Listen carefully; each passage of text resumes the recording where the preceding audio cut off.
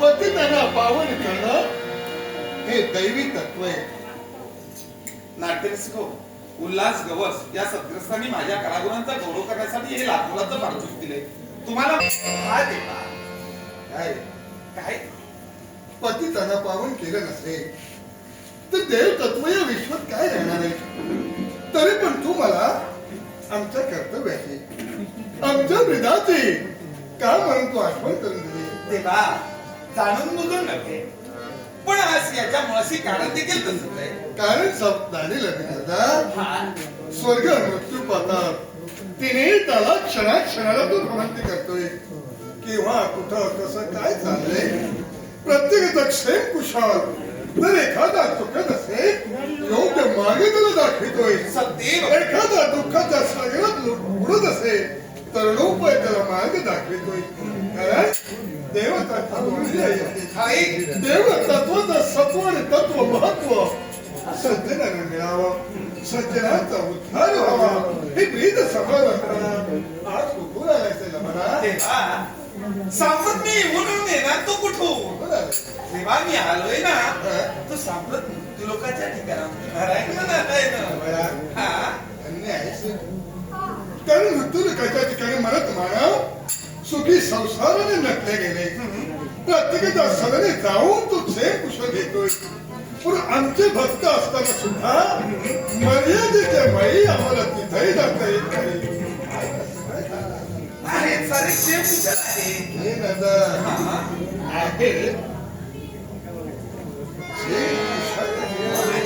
असं शासनकीत का बोललं तुझ्या बोलण्याचा आशय या देवाने मी म्हटलं पण ज्यावेळी मी मृत्यूलोकाच्या ठिकाणून देवा येत होतो ना त्यावेळेस आम्ही त्या ठिकाणचा प्रसंग पाहिला. मनोमनी सम्राट निर्माण झाला आणि त्या ओघाने माझ्या मुखातून वागेश्वरी बाहेर पडली तर खरी. पण देवा ज्यावेळी मृत्यूलोकाच्या ठिकाणून आमची पावलं ओळखली त्यावेळी संपूर्ण मृत्यूलोकाचं आम्ही निरीक्षण केलं. देवा आपल्या भक्तांना म्हणे एक प्रश्न पडलाय आणि त्या प्रश्नाचं एकसारखे भक्त त्या प्रश्नाचं उत्तर शोधताय. आणि एवढंच नव्हे मग त्या प्रश्नाचं उत्तर या गावळाला देखील मिळालं नाही.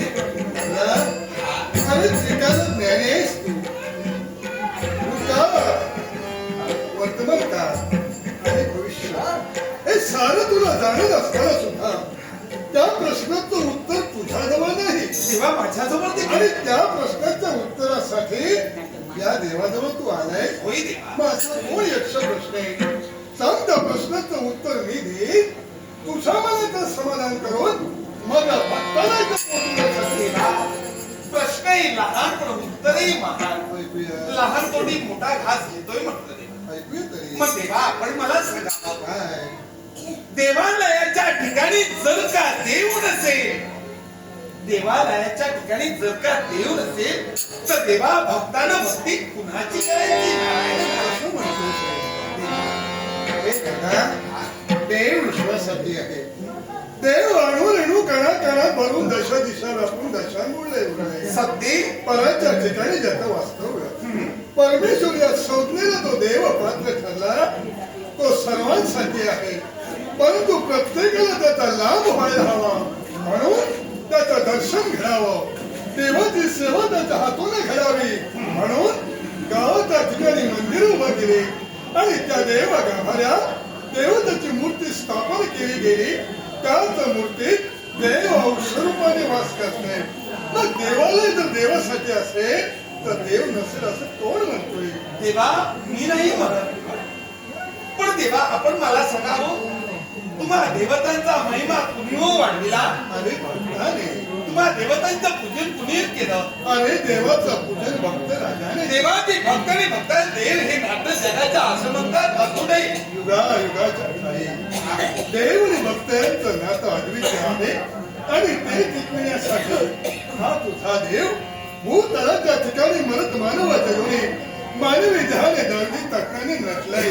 असं असताना सुद्धा हे लवकर काय बोलतोय? मग देवा आपण मला सांगावं, प्रत्येक भक्ताच्या इच्छा आकांक्षा परिपूर्ण करणं कुणाचं कर्तव्य आहे? अरे देवाचं होय ना देवा? मग देवा आपण मला सांगावं, अयोध्या नरेश राजा सूर्यसूत हा कुणाचा भक्त? अरे माझा भक्त सत्य ना?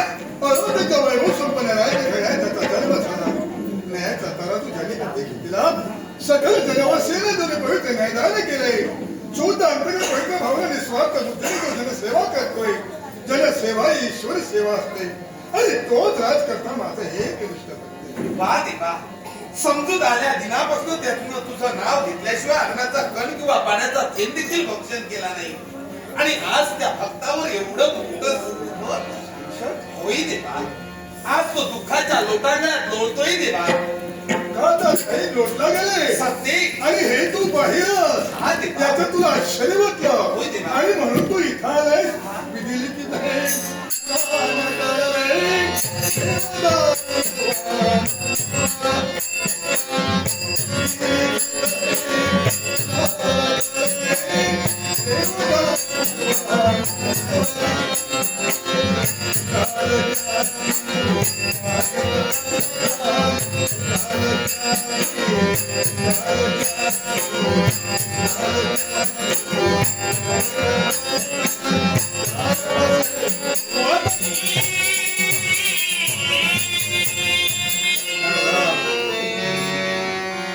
चौऱ्याऐंशीचा फेरा फिरून प्रत्येकाला नरज या माणसाचा जन्म घेतोय. ज्यावेळी त्याचा जन्म होतोय त्याच वेळी कर्म निखाटणारी सटवी देवी प्रत्येकाचा बालपण रेखाटला जातोय रे. बालपण म्हणजे त्याचा नसीब, त्याचा प्रारब्ध, त्याचं दैव आणि ते दैव देवापेक्षा एका मात्राने श्रेष्ठ आहे. मग सांग, ते लिहिलं फाळेनं चुके कदाकारी. जे काय सत्वीने विधी लिखित रेखाटलंय त्याप्रमाणे प्रत्येक माणसाला क्षणाला सुख दुःखाला समोर जायला हवे. देवा मग आज एक राजकर्ता दुःख भोगतोय.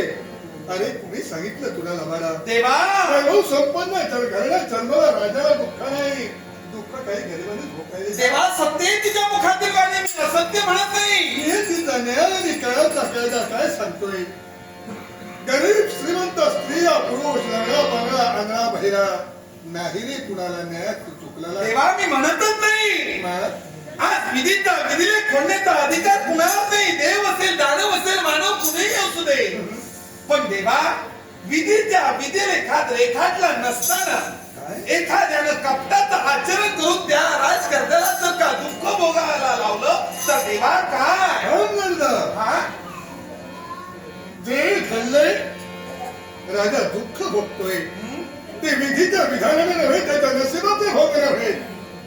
आणि एका राजकर्त्याच्या बाबतीत कपट हे कुणाची हिंमत होईल? कुणाची हिंमत होईल? हा. कुणी असं घडविलंय? असुराने तो प्रलय मांडिला. असुराने तो प्रलय मांडिला.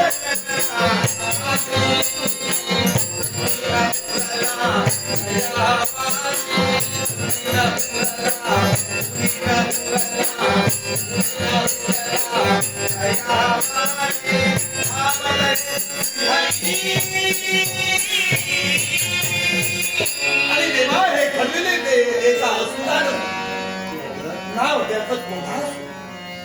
पाताळ भुवनात ज्याचं वास्तव्य त्या दानवेश्वर क्रोधासुराने अयोध्या नृपती राजा सूर्यासूर यांच्या बाबतीत असं काय घडले? काय विलंबते तो इथं का आला? एकाच गोष्टीसाठी देवास त्याने का घडलेलं असेल तर आज तुम्हा देवतांवर मात करण्याकरिता त्याने केलं ते का? जे ब्राह्मण हो भवती यज्ञ कार्य करता तुम्हा देवतांना त्याचा आविर्भाव मिळतोय आणि त्यामुळे तुमची दैवी शक्ती प्रबळ होते. या उदास हेतून त्यानं त्या ब्राह्मणांचा छळ करण्याचं ठरवलं आणि त्यावेळी छळ करण्याकरिता तो दानवीय तत्पर म्हणला. त्यावेळी रक्षणाकरिता तो राजकर्ता तिथपर्यंत गेला. मायावी विद्येत प्रवीण असल्यानं आपल्या कानानं त्या क्रोधासुराने केलं ते काय? असंख्यचे ब्राह्मण त्याच्या नेत्रासमोर उभे केले आणि गप्प्याचं आचरण करून कळत नकळत राजकर्त्याची ताकदी त्या ब्राह्मणाला लागली आणि ब्रह्महत्या राजकर्त्याकरवी घडली आणि ती ब्रह्महत्या पिशाच रूपानं आज त्या राजकर्त्याला एकसारखी भेसावली. स्वसंरक्षणासाठी राजकर्ता जशा दिशेला भरकटला जातोय भक्ती आणि त्याचा सेवन करण्यासाठी ब्रह्माच्या पिशाच रूपाने त्याच्या मागे लागले. याचा मुळाशी कारण तो क्रोधासूर तेव्हा एवढंच नव्हे तर त्यानं काय केले तर हा ज्यावेळी राजकर्ता सैरा वैरा पळतोय हे पाहून त्या दानेश्वराने केलं ते काय? आज त्याच्या धर्मपत्नी सात्विक धार्मिक परोपकारी अशी तिची धर्मपत्नी त्या धर्मपत्नीचं चौर्य कर्म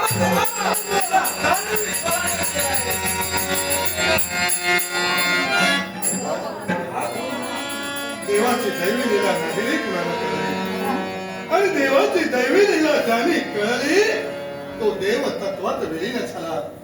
सहज तुझ्या मुखातून शब्द बाहेर गेले. राजकर्त्याच्या मागे विषात लागला राजकर्ता बाहेर संरक्षणासाठी दशेचा पळतोय आणि हे जगाने सत्य सांगून त्या दानवेश्वराने तिच्या महाला म्हणता प्रवेश करून एक सौभाग्यवती तिचं शौर्य कर्म केले.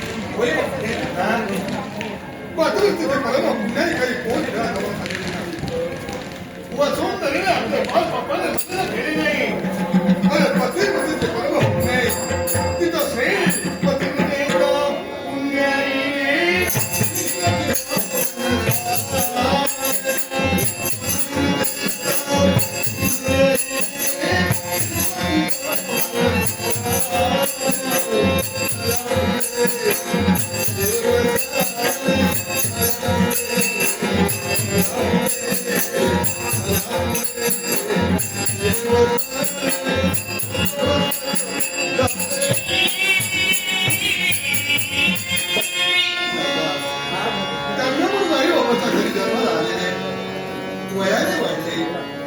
आई बापाचं कर्तव्य म्हणून त्या मुलीचं लग्न ठरविलं. त्या तरुणीने त्या पुरुषाची पती म्हणून निवड केली. लग्नाच्या मोहरावर उभे राहिली. देव गुरु अग्नी ब्राह्मण यांच्या साक्षीने तिथं शुभमंगल सावधान झालं. त्या पुरुषाने त्या स्त्रीच्या कंठी मंगळसूत्र अर्पण केलं. मंगल्याचा तिलक म्हणजे सौभाग्याचं लेणं त्या फालपटावर लावला गेला. त्या सौभाग्याचं कुंकुम तिलक म्हणजे देहाची शोभा आहे. तिच्यावर सौभाग्याचे 7 शृंगारिक अलंकार ज्या स्त्रीच्या देहावर चढविले त्याच वेळी ती स्त्री तत्वाला पात्र झाली आणि तेच तिचं सौभाग्य ते तिचं पात्रत्व ते अरे शतकोटी सूर्यापेक्षाही सगळ्याने प्रखर आहे. पतिवृत्तीचे परम पुण्याचं पावित्र्य संपूर्ण विश्वाला पूर्ण उरले. अशाने त्या पतिवृत्तीचे विठमना होत असे तर पतिवृत्तीचा पात्रधारी भक्तांचा संकल्प असावे तर असुराने देवाप्रमाणे मृत्यूमुक्ती येऊन देवतांचा सेवकासाठी भक्तांना हाताशी धरले. असुरमर्दन करुणा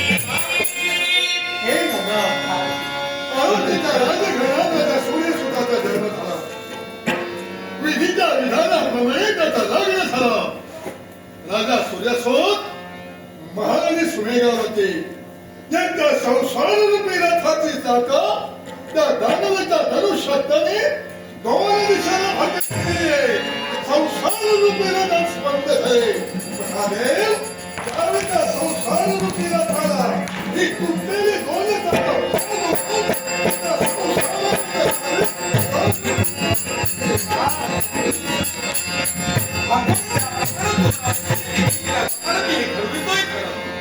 ज्याचं त्यानं दुःख हे भोगायलाच आणि दुःखाचा वाटेकरी कुणी दुसरा नसतो. आणि याकरता देवा पुढं काय घडतंय हे पाहण्यासाठी